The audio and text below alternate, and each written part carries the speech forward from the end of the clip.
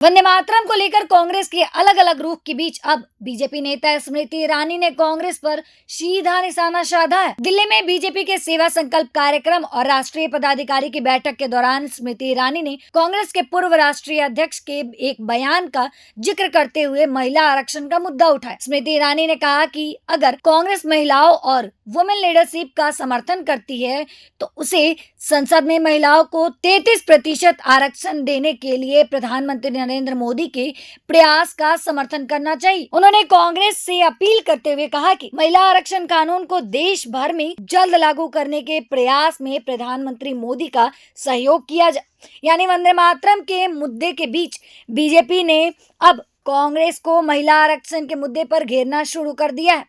आखिर स्मृति ईरानी ने कांग्रेस और महिला आरक्षण को लेकर क्या क्या कहा, आइए सुनते हैं। कांग्रेस पार्टी के पूर्व राष्ट्रीय अध्यक्ष ने एक कार्यक्रम में ये कहा कि वो महिलाओं का समर्थन करते हैं। आज मैं कांग्रेस पार्टी के पूर्व राष्ट्रीय अध्यक्ष से ये निवेदन करती हूँ, प्रधानमंत्री मोदी ने देश भर में महिलाओं को 33% आरक्षण मिले, देश की संसद में वो संसद का गौरव बढ़ाएं, ऐसा प्रस्ताव, ऐसा कानून पारित किया है।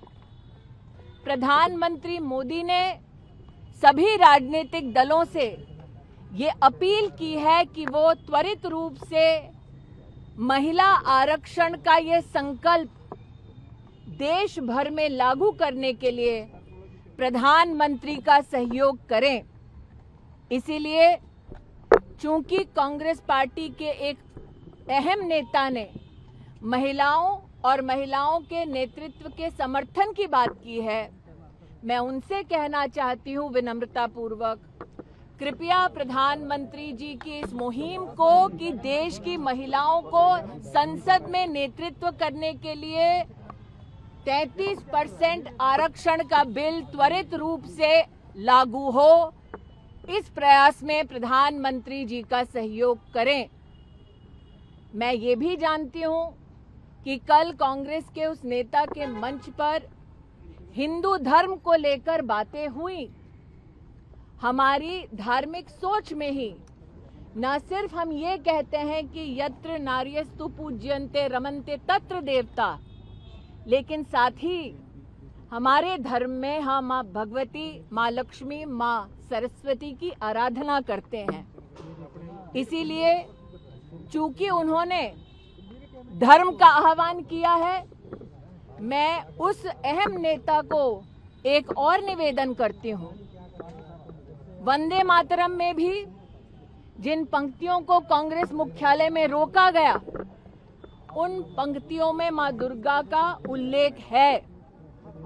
जिस दुर्गा स्वरूपा को हम शक्ति के केंद्र की दृष्टि से उपासना करते हैं, उस दुर्गा माँ का जय घोष, वंदे मातरम का पूरा मंचन, पूरा गायन कांग्रेस मुख्यालय में हो, ताकि महिलाओं के प्रति जो उन्होंने रुचि और रुझान दिखाया है उसको वो कांग्रेस मुख्यालय और संसद में प्रधानमंत्री मोदी के 33% महिला आरक्षण बिल को त्वरित रूप से लागू करने के संकल्प के माध्यम से जो उन्होंने कहा कल अपने कार्यक्रम में, कांग्रेस के नेता अपने शब्दों को आकार दे सकते हैं, नरेंद्र मोदी के इस संकल्प को अपना सहयोग दे सकते हैं। 1937 में कांग्रेस कह रही कि ये पास हुआ था कि सिर्फ 2 स्टैंजास के वंदे मातरम के। देखिए, एक राजनीतिक दल देश की संसद से बड़ा नहीं हो सकता।